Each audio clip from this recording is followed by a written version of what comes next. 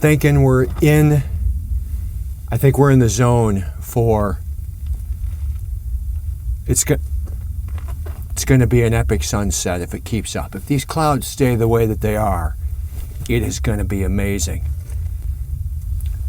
Let's show it to you.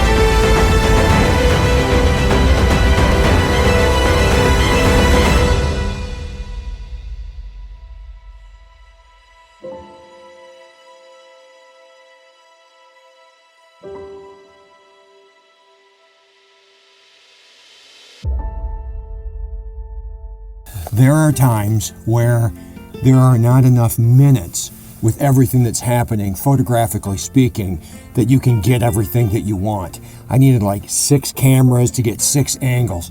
So we had a drone, we had an FPV drone, the Avata, we had my camera, we had the phone camera, we got the gimbal.